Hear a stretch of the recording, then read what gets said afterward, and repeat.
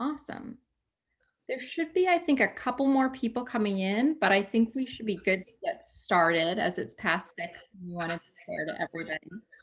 First of all, Somebody's can everybody hear me recording. okay? Yes? Thumbs up? Awesome. Cool. I muted everybody just for now because there was a little feedback. But of course, you can unmute at any time if you have a question to ask, since it's not a huge group. It's totally fine to do that. And this is going to be a really fun experience tonight.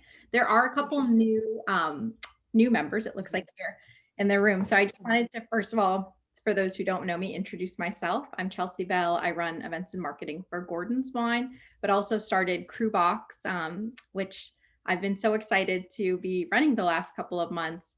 And what Crubox really was created to do was to source wines and bring them to people from these really beautiful places all around the world, really classic expressions of some of the best regions and best grape varietals in the world.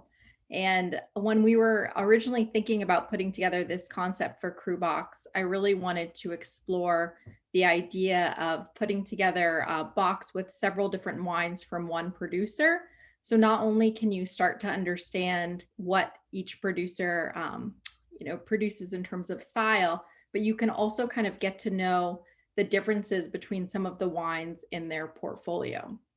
So as January is a month to start anew, and we're all feeling very positive, hopefully, about 2021.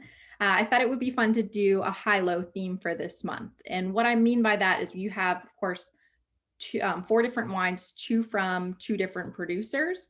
And what I wanted to show was an expression of the same grape varietal from the same producer, but show like an entry-level expression versus something that's a little bit more terroir focused or focused on a more kind of single vineyard or plot or specific region. So I thought it would be kind of fun to showcase because there are, of course, within a winery, they'll make several different expressions of a wine.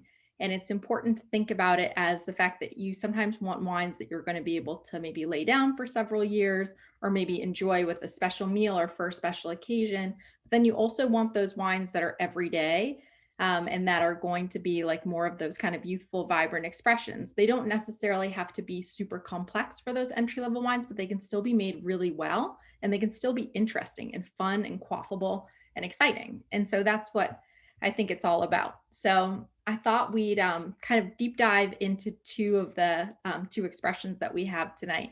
One is going to be coming from a producer named Jean-Claude Marsan out of the Northern Rhone Valley in France. And then the second will be coming from Jose Palacios, which is coming from the Bierzo region in northwestern Spain. So we're going to be exploring 2 expressions of Syrah versus 2 expressions of the grape Mencia. So it should be a lot of fun. And I definitely ask questions throughout this experience, and we can kind of talk generally about the theme as well. And also, of course, deep dive into the wines. As much as you want to get geeky, please feel free. And we can always too just kind of take a break if you have some questions too about some other things besides these 4 wines. So you go for it.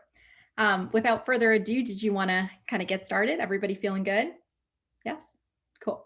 And I'll say too, as I mentioned before, there's no expectation for everybody to be drinking all of the wines during this experience. It's just a way for you to get to learn everything. I recognize that opening 4 bottles of wine might be a little wild. I'm lucky I got a Corvin for Christmas, so I'm doing that, which is very exciting. If anybody has any questions about Corvin, I'm happy to answer them for you, but it basically lets me be able to insert a surgical needle into the cork without basically damaging the cork so that I can take a little bit when needed, and then it seals up the bottle with a little argon, so it counteracts oxygen. So I'm getting a little wild tonight and having a little bit of everything. So hopefully you can enjoy the experience with me. So we wanted to, once again, deep dive into 2 different producers. And for the first producer, we're working with a producer called Jean-Claude Marsan, and we're exploring his Syrah Mauve Syrah versus his Saint Joseph. So we're starting in the Northern Rhone Valley in France. In the insert that I provided in your crew boxes, there is a little map there of France, so you can kind of see exactly where you are. The Rhone Valley is going to be a little bit more in southeastern France, and it's comprised into the southern Rhone versus the northern Rhone. And while they make white, red, and rosé in the Rhone Valley, it's definitely most well known for its red wines. And a lot of people think about the Rhone Valley and they think about those expressions, which are called Côte de Rhone, which can be blends coming from the south primarily, but can also come from vineyards in the north. To be Côte de Rhone, you can kind of have a little bit more freedom about where you source the grapes from. And typically they'll be Syrah and Grenache focused. Those are the two kind of most typically planted varietals. But while the southern Rhone Valley is known for Châteauneuf-du-Pape and Gigondas and some of these beautiful villages, and the northern Rhone for reds is where Syrah really flourishes. And Syrah is going to be the main red varietal planted up there. It's one of my favorite regions in the world, just to say it. Just going to throw it out there. Why it makes me so happy, I actually got to visit the Rhone Valley, I want to say around 5 or 6 years ago, and I did a drive just from the south, closer to Avignon, and then drove all the way up and stayed at this amazing hotel, which overlooked the Hermitage Hill. So within the Rhone Valley in the Northern Rhone, you're going to find about 4 or 5 different appellations, which are going to be some of the best places to plant Syrah. All the way in the north, kind of at the tippity top, getting closer just to the very top of the Rhone, you're going to find Côte-Rôtie. Then just a little bit to the south, just on the left bank of the Rhone River, you're going to find Saint-Joseph, which we'll talk about in a second with Jean-Claude Marsan. Then a little further down on the right bank, you'll find Hermitage. I'd say Côte-Rôtie and Hermitage make some of the most expensive expressions of Syrah for sure. But if you're looking for kind of lesser expensive Hermitage, there's a larger area surrounding the Hermitage Hill called Crozes Hermitage, which can make some really great kind of more entry-level style Syrahs.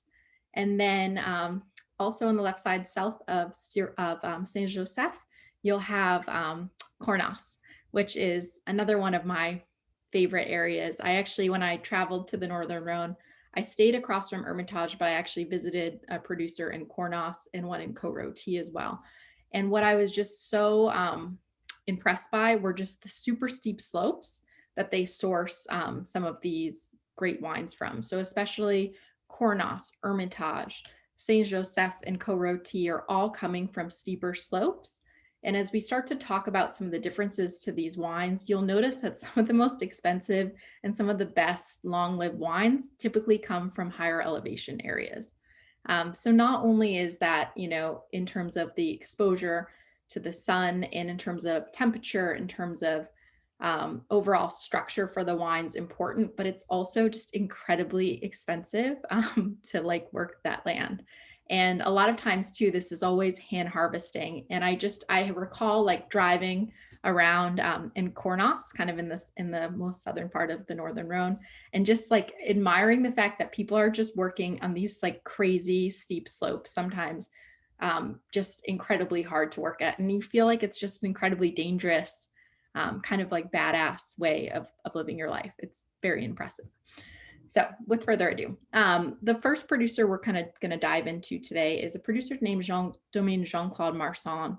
And it's actually, if you haven't seen this producer out and about before, it's because there's very, very little of it that comes into the United States.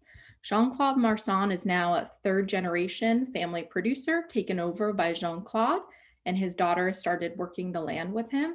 And what makes it interesting is about 5% of their production is exported. Most of it stays in France, and the really only export markets are the US, very small pockets of the US and Switzerland. The majority of their wines for a very long period of time actually went to a lot of Michelin star and really great restaurants in France. So you kind of see these on the restaurant wine list. And then also too, Domaine Jean-Claude Marsan was a grower as well. So he was selling fruit, and his family was selling fruit to some of the top producers in the Northern Rhone. And among them, there's a producer that us wine geeks get very excited about. His name is Jean-Louis Chave, if anybody's ever heard of him. Amazing. When I was in the Rhone Valley, I was very close to meeting him in Hermitage. He's most famous for his Hermitage wines, and he is just one of the most impressive winemakers to me. So I was very excited to hear that Domaine Jean-Claude Marsan actually sold fruit to Jean-Louis Schaub for a very long period of time and still does today. And actually, a lot of the Crozes Hermitage and Saint Joseph wines that JL Schaub produces come from Jean-Claude Marsan fruit, which is very exciting. So it's in a very prime location. So we have two different styles of Syrah that he's producing, though he also does make a Crozes Hermitage, which is available, and he makes, I think, a Saint Joseph Blanc as well.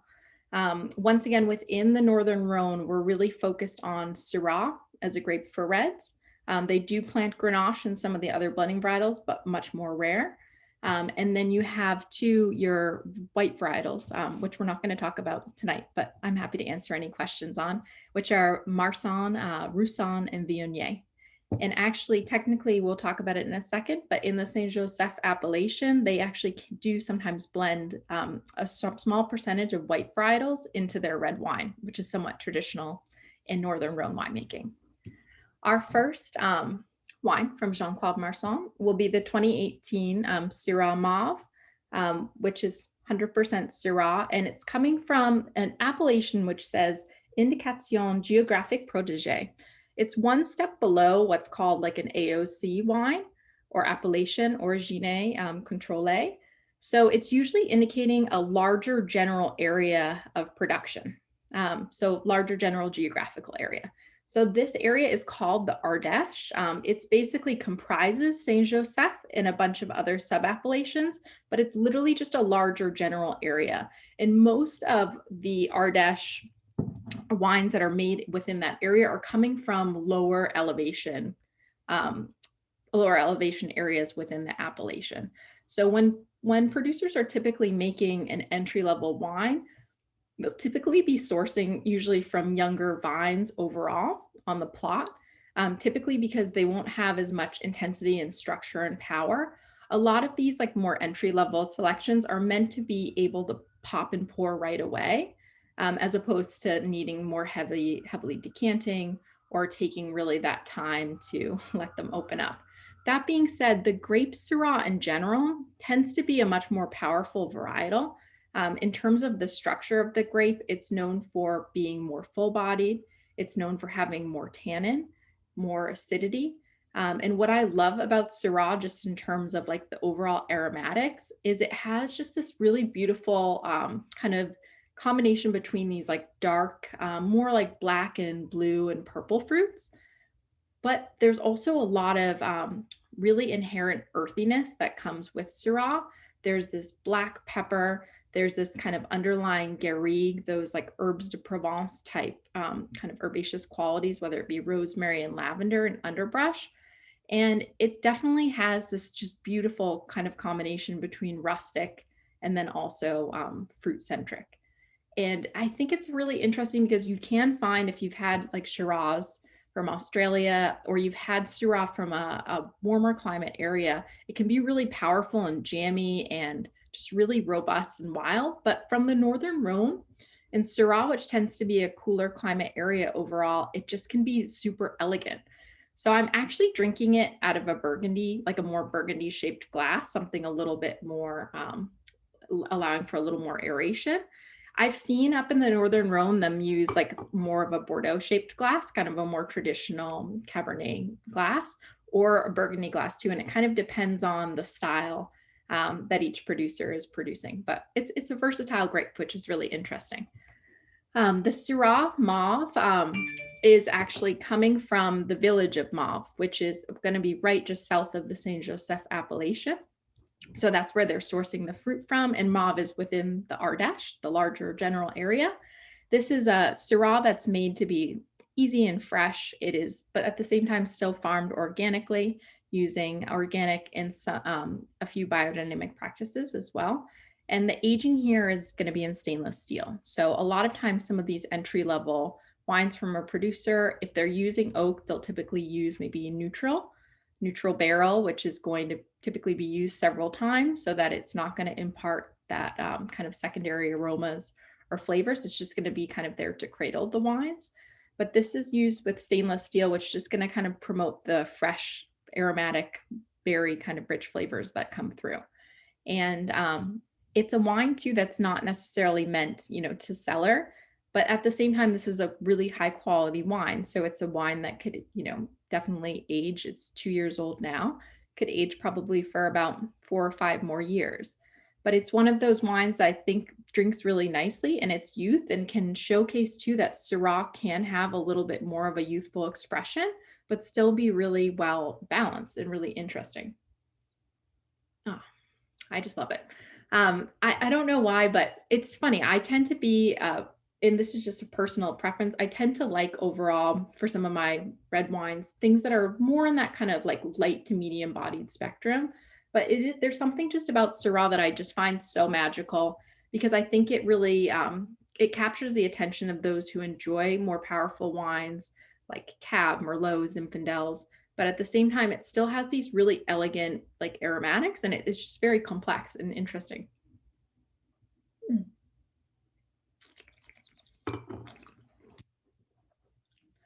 Ooh. What's nice about this wine too, I think for like a more entry level expression, is like I think a stamp of a really well made wine is to not only have a start, a middle, but to also have a finish too.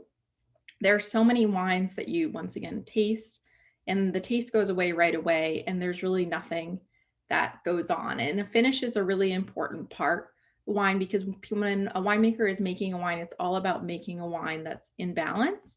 And that has, like just like a song, a composition, a beginning, a middle, and an end.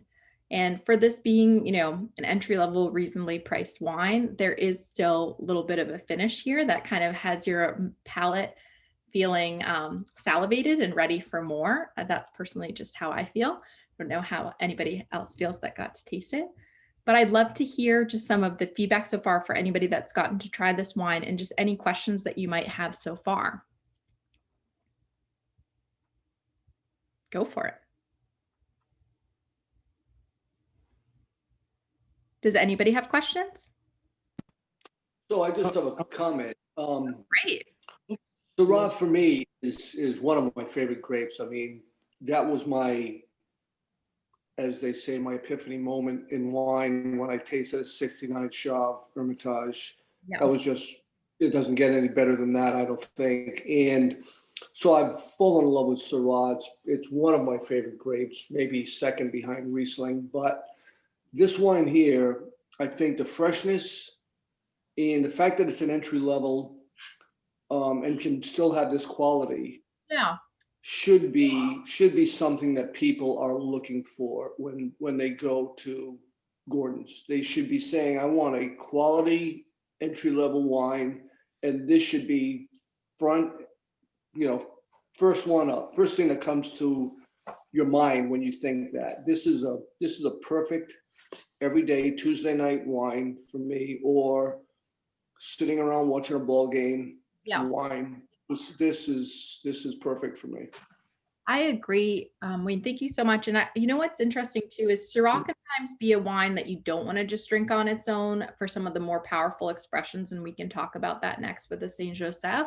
But at the same time, this more youthful expression that's coming from younger vines, that's going through, this stainless steel aging, it's fresher and the tannins are much more softer overall. Like they're not as aggressive. And it's definitely something too that like I could drink on its own and be really happy with. In terms of serving temperature too, this is one of those options too, when you sometimes have these like fruitier expressions of Syrah, even giving it sometimes a very slight chill can sometimes be nice. It's really, once again, personal preference with temperature. But depending on the time of year, like especially if you were gonna, work with this wine during the summer or some of the warmer months, and you wanted to put a very slight chill on it while you're grilling, like I think that would be really nice. In terms of like pairings for Syrah, I once again always like to do Syrah with like more rustic dishes. And I always like to think about too, once again, those herbs de Provence, the thyme, the rosemary, the lavender, garlic, like these different types of herbs in cooking go really, really well with like Syrah in general. I'll talk a little bit about the Saint Joseph next because I am very excited about this. So basically what's interesting here is we have 2017's Jean-Claude Marsan Saint Joseph. So as you can see here, the first wine had Syrah on the label. This doesn't. Saint Joseph can technically make white and red wines, even though the majority of red wines that you're going to find out of this app, or the majority of wines that you'll find out of this appellation will be red based. And technically too, Syrah is going to be the main grape varietal. So if you ever see Saint Joseph on the label, it's a red wine, you can know it's Syrah. They can blend in up to 10% of Marsanne and Roussanne to white varietals that exist in the Northern Rhone. That can sometimes be traditional. It doesn't happen in this case, but you definitely can find that. And once again, too, this will be a steeper elevation vineyard that they're sourcing from a more specific, smaller area appellation. So when you start to kind of work down to these smaller geographical areas is where you're going to start to see the jump in price. And you'll also start to see typically smaller production as you work your way up the chain. So it'll typically, go from whether it's something like the Syrah Mauve from the Ardèche, a larger general area, to something smaller such as Saint Joseph.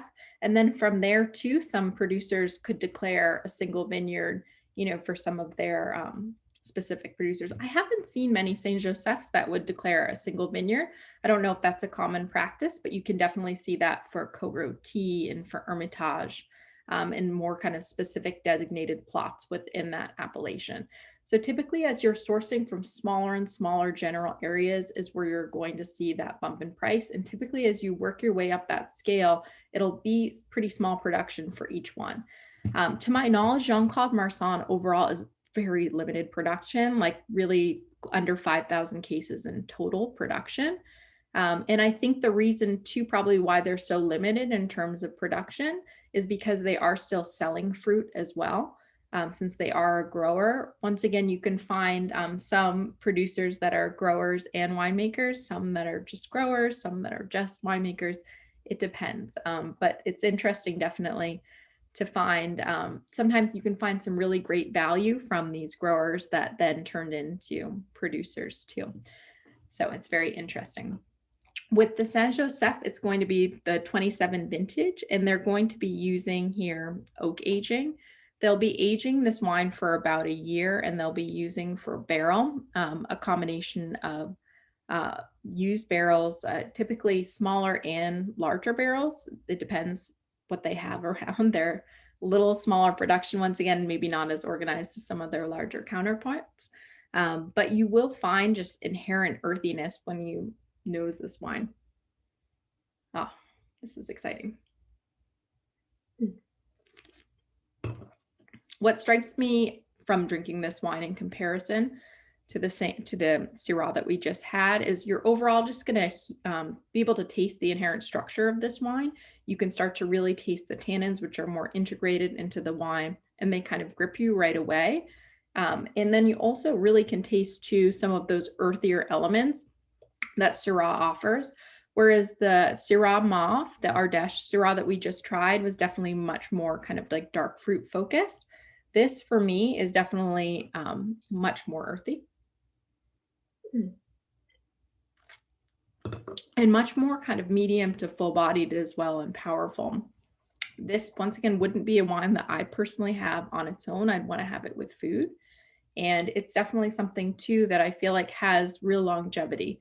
While it definitely is drinking now, this is a wine that has aging potential.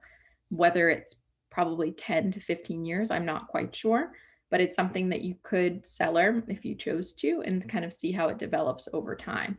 And it just goes to show too that like Syrah is an incredibly age-worthy varietal. Typically, a lot of the Syrahs that people will age from the Northern Rhone will come from Hermitage and come from Côte-Rôtie, sometimes Cornas. But you can find Saint Joseph can offer that really great value in terms of typically a lot of the wines will be a fraction of the price of Côte-Rôtie and Hermitage. But I still think that they have some really great quality. So if you're looking once again for some great value within the Northern Rhone and you're excited about Syrah, I say Saint Joseph and Crozes Hermitage are going to be kind of your place to go to start. And then you can always increase to the Cornas and Hermitage and Côte-Rôtie from there. But it's a very exciting journey. And just seeing once again, like the steep hillsides that like a lot of these producers are laboring at, it's just such a passion and such a real labor of love to make these great wines. Did anybody get to taste the difference between the first two, the 2018 Syrah and the 2017 Saint Joseph? And did you have any thoughts or feedback? Anyone? I'll go. So I was telling Jennifer that for me, that the second one, just everything pops more. Yeah. Like the flavors and like dancing in your mouth almost more, and than the first one, which was beautiful. But the second one to me is just like, it's so much more interesting and dynamic than the first. Yeah, and what's so interesting too is like I think once again another mark of like a well-made wine, and I think you find this in the Saint Joseph, whereas like with the 2018 Syrah, when I approach it every time, I get a lot of the same characteristics. They're wonderful and lovely, but they're similar. With the Saint Joseph, it's something that you can nose and like come back to, and each time maybe get something a little bit different out of it. And that just goes to show that there's a level of complexity here that like we didn't find in the Syrah that we had before. So I think that that just kind of shows how interesting this can be. Once again, same grape varietal, same producer, different vintage, but different expressions. And just kind of goes to show how different this grape can be depending on exactly where it's sourced from, and how aging and how site selection really plays a role in terms of like what you're going to get out of it. So it's fun. It's fun to explore. Chelsea, can you hear me? Yes, I Can you can. hear Joe? Okay, both of these wines are exceptional. Like the person who's first spoke, I've been a Rhone fan for 40 years, and these are both exceptional wines. I mean, it's like having two children to choose between. You know, they're both so good. I've drunk a lot of Saint Josephs, and this is an excellent Saint Joseph. That's all I have to say. They're both great wines. Oh, I'm so glad. Yeah, it's so much fun. And I think Syrah from the Northern Rhone can be like, when I think most people see Syrah on the market, a lot of us see, once again, a lot of Shiraz from Australia, which can be exceptional and amazing. And then there's a lot of California Syrah coming out. But Northern Rhone Syrah is really like kind of the epicenter of the most classic style of Syrah, in my opinion. And I just think that they're such interesting wines. And I really do believe sometimes they can really bridge the gap between those who love like Pinot Noir and maybe something lighter and more nuanced, and those who enjoy Cabernet and something like more intense, powerful, and rustic. It has a little bit of something for everybody in that sense. And just depending on the producer and the manipulation, you can just really get a lot of different styles out of it. So just one of my favorites. And there's just a bevy of amazing producers to explore. And I've just found too, from like visiting some producers in the Northern Rhone, they're incredibly small, incredibly humble, and just really generous, and really at the end of the day they're farmers and just making some really quality wine. So if anybody after this, you can always email me if you have any questions about the Northern Rhone and producers to explore. And for those of you too who enjoy white wine, some of the Northern Rhone whites can be really exceptional, especially for those who like a little bit more of a fuller bodied expression of white wine.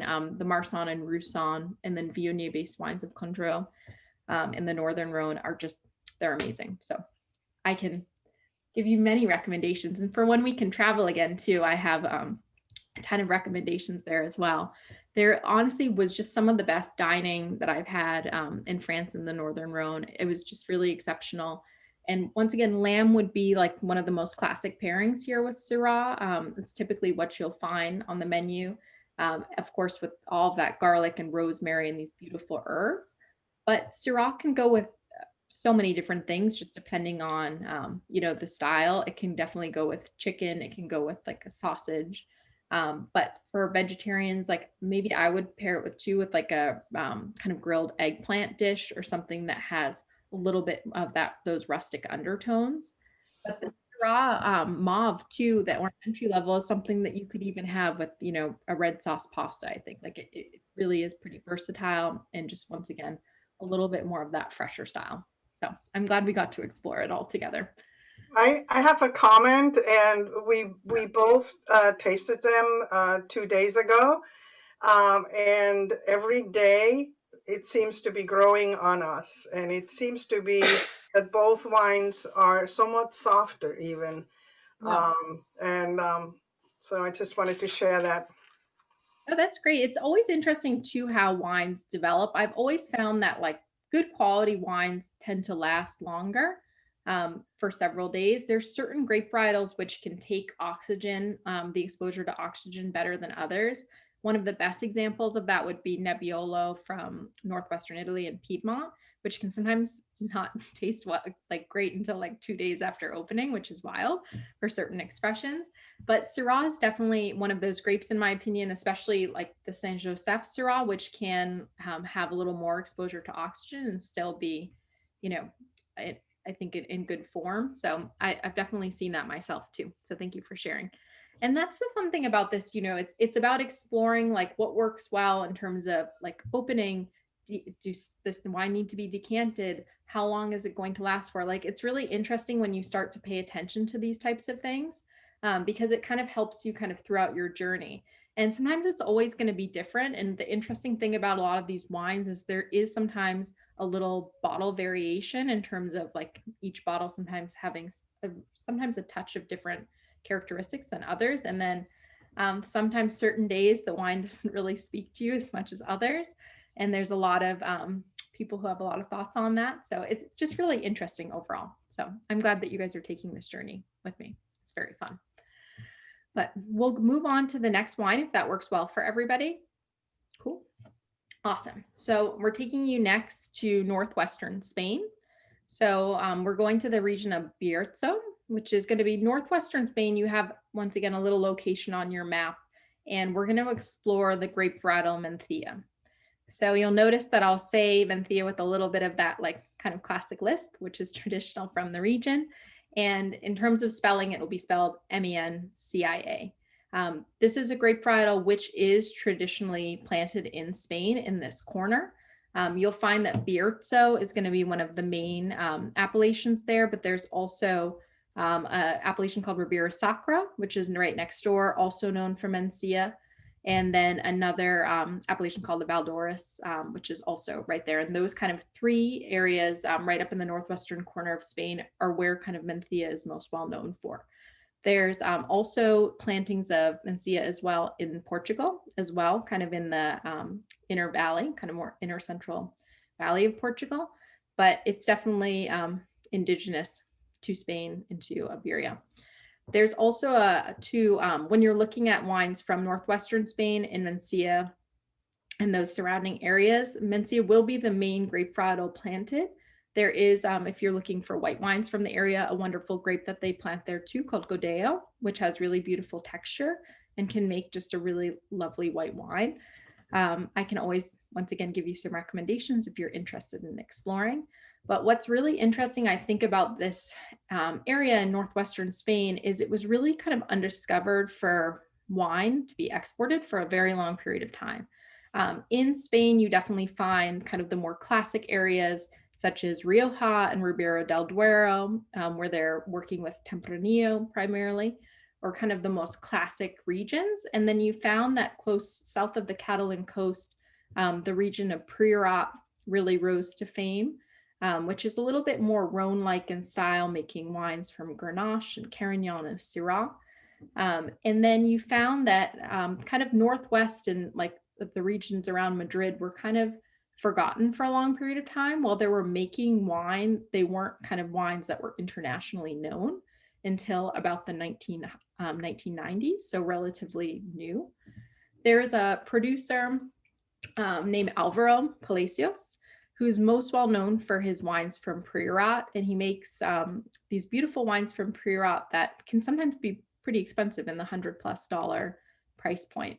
They're really interesting and unique, but he wanted to kind of take his exploration of Spanish wines and discover more of what was out there in terms of indigenous varietals. So he was exploring the region of northwestern Spain and came across the subregion of Bierzo and the village of Corralón, which is an area that is known for some of the higher elevation plantings in the Bierzo region, and really fell in love with this region and started working with his nephew to start making wines from the area. And they started this winery, which is called Descendientes de J or Jose Palacios. named after his father, who had passed away in 2000. When they started the winery, it was 1999. So it was right around that time, and started making these Mencia expressions from Bierzo. And he also works with Godeo as well. This is an interesting grape varietal. For those of you who haven't tasted Mencia before, it used to be compared to Cabernet Franc, which is typically planted in the Bordeaux region in the Loire Valley of France. But they found that it actually was not related to Cabernet Franc, and it is its own grape. It's actually originally, I think, related to a grape, which I'm actually probably going to butcher the pronunciation of, called, I think, Jaen. It's Jaen, coming from Portugal. And the grape varietal is really interesting to me. What I think is really interesting about Mencia and the Mencia that I've had before is it has definitely structure. It has that tannin. It doesn't have intense, super powerful or intense acidity, and tends to make more medium bodied expressions of wine. And the fruits that are offered are typically a little bit more red fruit focused, more of that kind of tart cherry, sometimes even like that pomegranate, that berry, but also has those kind of undercurring spices and sometimes that undercurring kind of savory characteristic. And I've actually nosed some Mencia before, and I've gotten that kind of reminiscent scent of red Burgundy, of Pinot Noir from Burgundy. It's interesting, but at the same time, it has more oomph to it, but at the same time can be a little bit more elegant and refined than some of the other Spanish red counterpoints. Because when we think about the majority of Spanish red wines, a lot of them are pretty powerful and heavy, like the wines from Rioja and Ribera del Duero, which are Tempranillo based. It's a warmer area. Tempranillo is just intense in terms of its power and structure. And then even too in Priorat, where you're working with Carignan and Syrah, they're bigger, they're rustic, they're definitely more kind of on that medium to full-bodied spectrum. So I'd say this is one of the smaller areas in Spain to find something maybe a little bit more delicate, a little more refined for red, but at the same time still has that fruit that you kind of expect out of Spanish wines. So what's interesting about the two wines from Palacios that we have, so we have the Patalos, which is 2018 vintage, coming from Bierzo. And then we have the 2018 Villa de Corillon, which is coming from the town of Corillon, and also the same vintage. Once again, these are both the same grape varietal. The difference being that for the Patalos, it's coming from the village of Corillon, but then also some of the villages on the outside. If anybody has their bottle of Corillon, the second wine, there's actually a little map that they have right on the back, kind of helpful. So it shows you the village of Corillon and shows you some of the like famous single vineyards that are around it. So the Patalos is coming from Corillon, but actually coming from around 300 plots of land from some of the abutting villages, which is just super impressive. And then once again, the Corillon will come from around 90 plots within the village of Corillon, within some of the most famous single vineyard sites. So you have a larger general area for the Patalos where they're selecting the grapes. And overall, once again, you're getting grapes selected from lower elevation areas. And you're also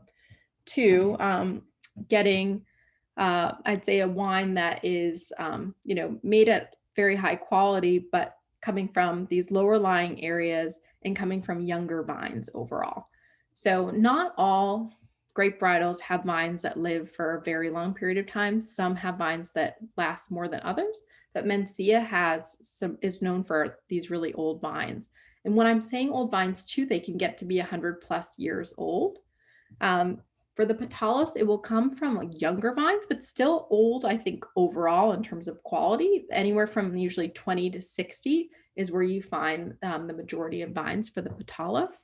But for the Corillon, it actually is coming from anywhere from 60 to 100+ year old vines. So once again, when we're talking about old vines overall, as the vine continues to age, it'll typically bear less fruit on the vine as it continues. So it's once again just showcasing the fact that we're sourcing from smaller varieties of fruit on the vine, but the fruit that kind of stands the test of time. And it kind of goes through a process of natural selection. So only those best berries will stay. So it's definitely a mark of quality.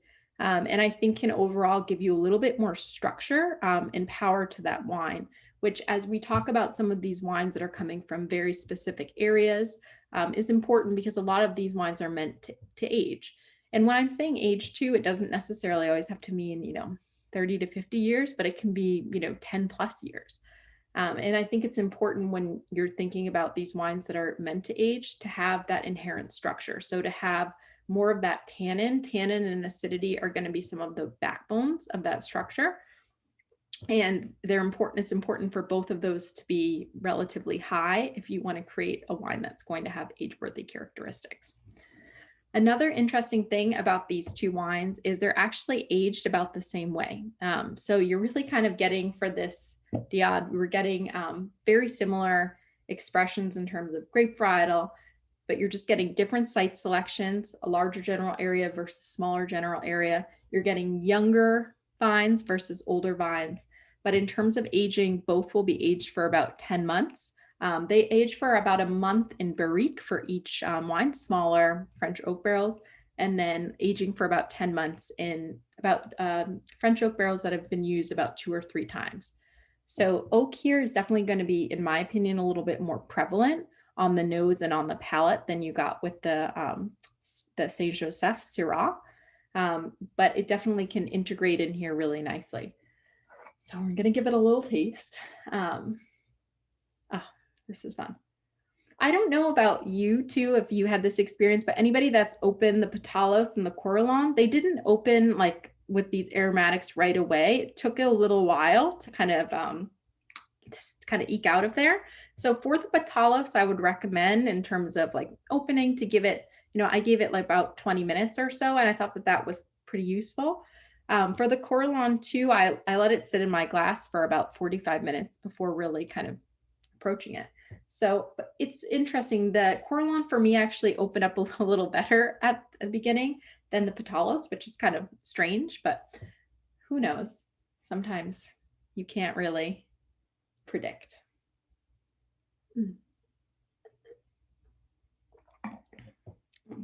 This is a lovely wine. So I've just had a sip of the Patalos.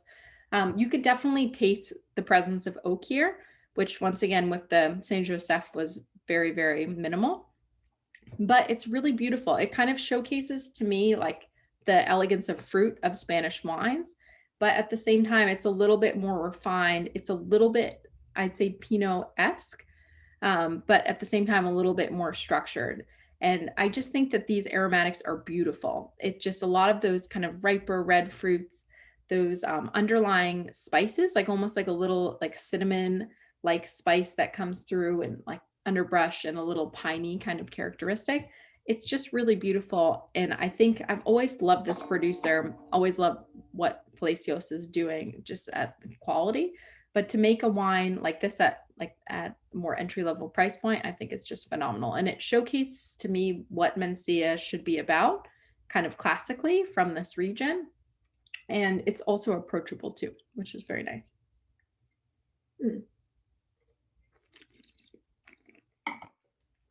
Wow. It's interesting. The Corralon too, after reapproaching this wine, is definitely a little bit more less like pronounced than it was when I first visited it. But it definitely has so much more structure. What you find with the Syrah versus Saint Joseph and the Patalos versus the Corralon and Sia is you find that once again, when you're sourcing from these single vineyard plots, higher elevation plots, more kind of specific designated plots and older vines, you're just going to get more inherent structure and complexity in the wine. And that's just going to, once again, help it age. It's going to make it better in terms of food pairings. It's going to just overall give you a little bit more of that kind of complex tasting experience where you can just get a lot more out of it. But at the same time, the Patalos is a super well-made wine and it's poppable, it's fun, but it's also interesting too.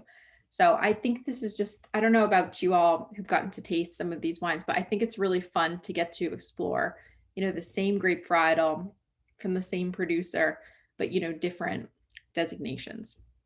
Did anybody get to taste the Palacios, the Patalos versus the Corralon? And did you have any thoughts or feedback or questions? Anyone? I did, and this is a perfect example to me of the same grape, same producer, produced in the same method, and the terroir makes the difference. The Pétalos was so fruity, so fresh, so vibrant, and the what was the other one? The Curulon. It was almost incense like, and I grew up Catholic, and I get that incense that the priest used to do in the church. I get that in my nose and my palate. Yeah. And it's weird how the same grape, it's all about terroir. I'm really impressed with these wines, all four of them. And the way you showed the difference in a terroir. It's all about that. When people say they like or they don't like a Syrah, well, there's probably 100 Syrahs that you are going to love if you had it from the right spot. And this is a perfect example of that, where they're so different. It's crazy. Yeah, it's just And from the same producer. yeah, we're once again so lucky to be living in an amazing time for wine where there's so many options at our fingertips. But I think it also makes it sometimes challenging for us too, because sometimes there are so many choices. So I always think it's fun once again to work with some of these more classic producers and find some of these producers that we find that are overall really great quality. And as we kind of talked about before, maybe in the last tasting, for those of you that were there, I always think it's interesting to take note of these producers. And like, for example, Palacios makes a couple different expressions. He actually makes two, in addition to the Villa de Corleone, he makes like one step above that, which is going to be some of the single vineyard or plot expressions. So once again, if you looked on the back of the Corleone label, you'd see some of these different sites. Las Lamas is going to be one of the most famed single vineyards. He makes a couple different single vineyard wines.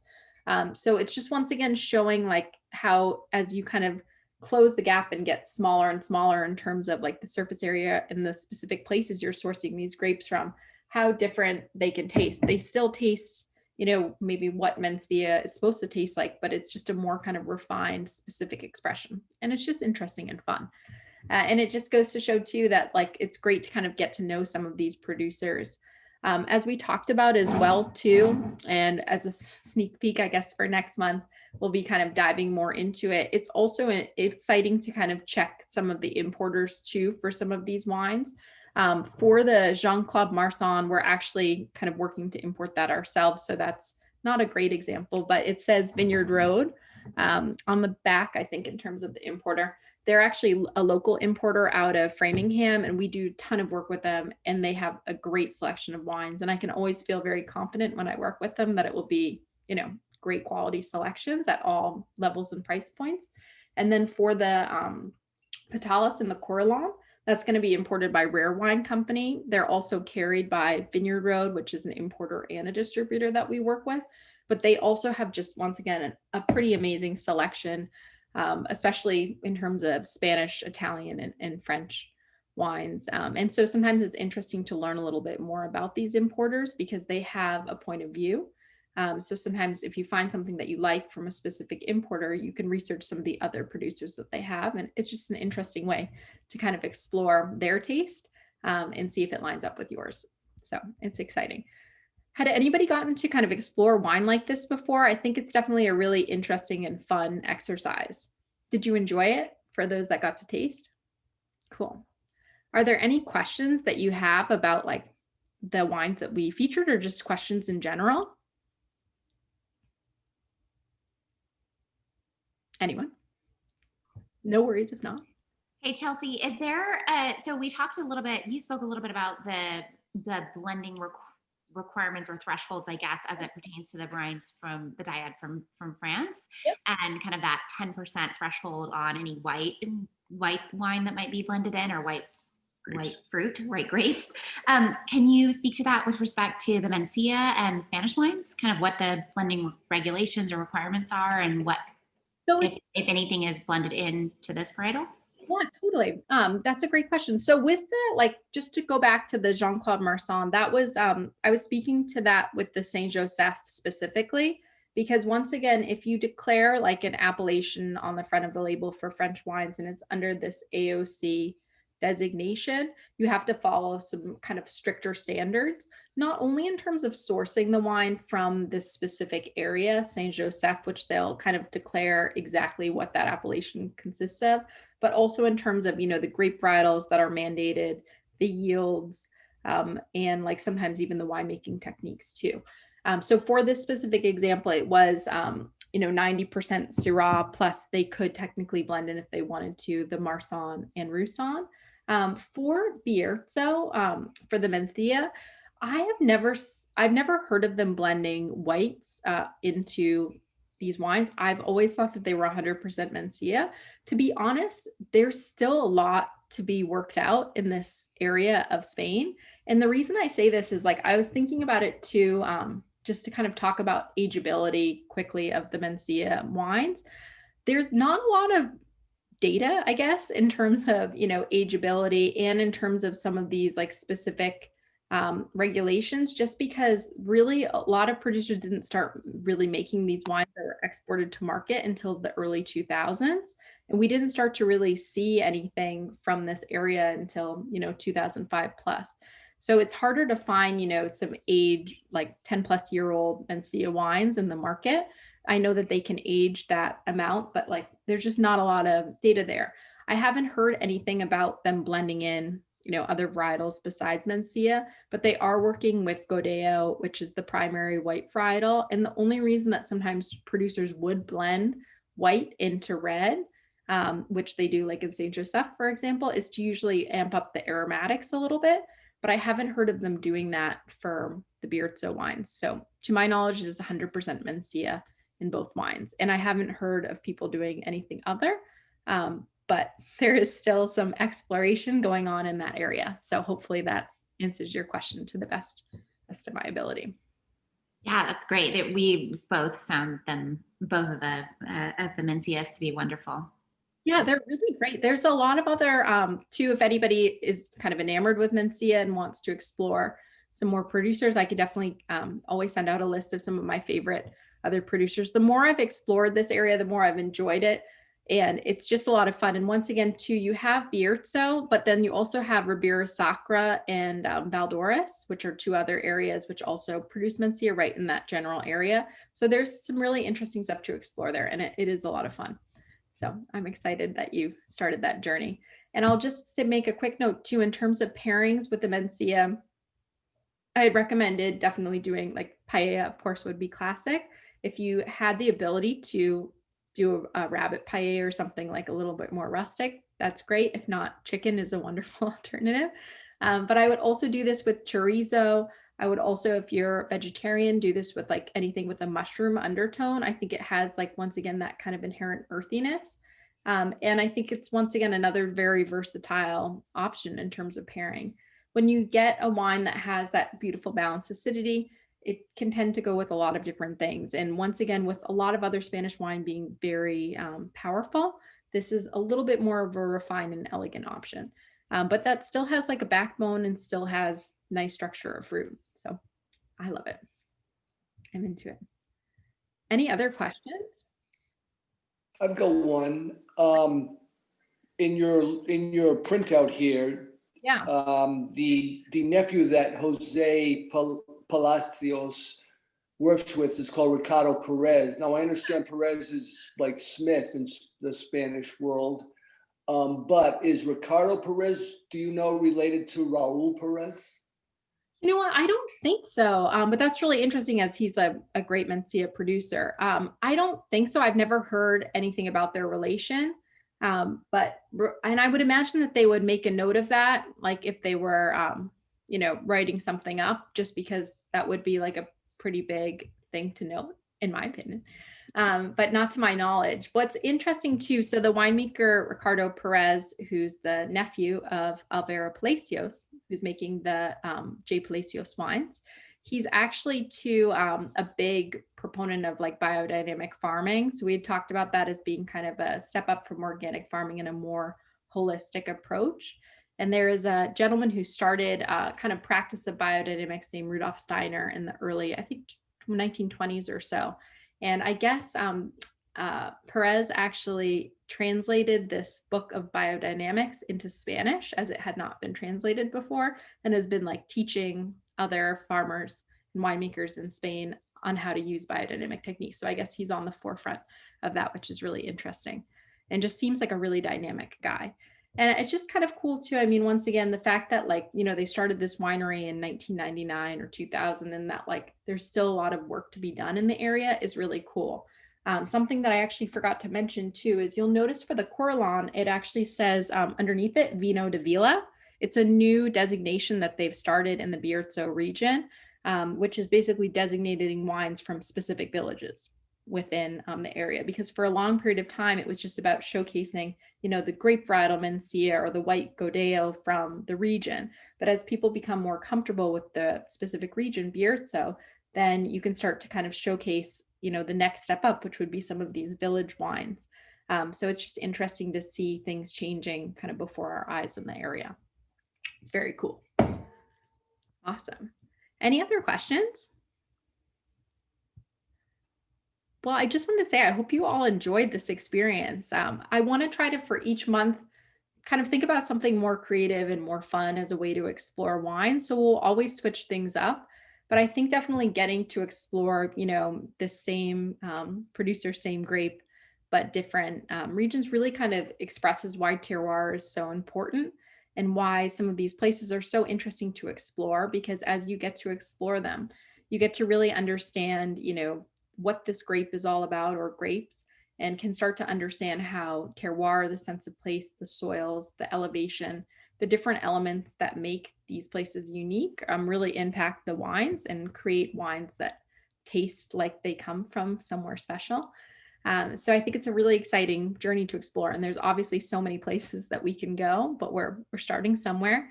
And it's definitely a fun exercise too, for you to explore, you know, whether you're working with some producers in Italy or California, where they make, you know, an entry level versus one step up, to taste them both and kind of explore the difference, I think is really interesting. So I'm glad that we got to all be together tonight. And it's always so much fun getting to share wines with you all. And as always too, if you ever have any questions, you can always send me an email. I'm always happy to help. And if you have any questions about pairings or, you know, decanting or anything, I'm always here for you. And I'll be sending you out information about our February Crubox shortly. It's going to be very fun, and you'll find out about it in about a week. So thank you all for being with me on Inauguration Day. I hope you all get to celebrate, and I hope everybody is feeling positive and optimistic, and that you're enjoying great wine. And I'm also very proud that you all drank with me on Dry January. So thank you. I like to say that Dry January is important. It's great to reflect, but at the same time, I'd rather drink less wine and drink really good wine, and have that time for ourselves. So that's my personal thought on it. Thank you all so much. It was a pleasure being with you, and I look forward to seeing you all soon. Thank you so much, Chelsea. This is Thank great. you. Great rest of the night. Thank you so much. Thank you, Chelsea. Awesome. Thank you. Chelsea, I have a random question for you if you'd stay on. Okay, so I think we actually have met before. Do you know? Sorry, we're staying on, neighbor. We know Jen and John. They're the ones. You know Nikki Holiday? Yeah. Okay, so we met at brunch at her house like years ago. Oh my gosh, so cool. Was it for her, like private for her? No, even before they got engaged. So my husband Lyle worked with Dave. Yes, I remember this. That's so fun. And I'm so cool. It's so nice to see you guys again. It was honestly like, I miss Nikki and Dave so much. And I was just texting with them the other day, and I'm just so excited for their baby. They're great. They're like the best people. I'm like looking at you. I'm like, wait a second. I'm like, she was definitely at Urban Grape when I met her. So I'm like, Googling. I'm like, yep, definitely the same girl. Listen, you know everybody. So true. Jeez. We're so lucky to have moved in next to you. So you guys are your friends, right? Yes. Oh, very cool. Awesome. Well, I'm just like so excited that you got to participate, and I hope that you guys enjoyed the experience, and I hope it was fun. And any feedback that you have is always great. So thank you. Fantastic. You did a wealth of knowledge. Yes. It was really interesting. It's so fun. I mean, there's always like so much more to talk about, but it's just like, it's an exciting world. We're very lucky to be enjoying it all together. So it's great. Absolutely. And it's nice to be able to, have something event wise to kind of look forward to, even virtually. And someday would love to attend one of these, in person, Yeah, no, I think it would be even when things open up down the road. It's been so interesting. Like I never thought, I actually stopped doing virtual tastings for a while because I was just kind of like, like I used to do so many in-person events. But I honestly found it to be really fun. And now breaking up, I did 2 tastings for this month, which was like worked out well. So I can break it out into smaller groups because I'd rather it be like, an experience where people can ask questions and it doesn't turn into like a crazy an event. So it's been really fun. And with doing digital events, I mean, I could do like tons of these and it's so easy because I can just do it from my computer. So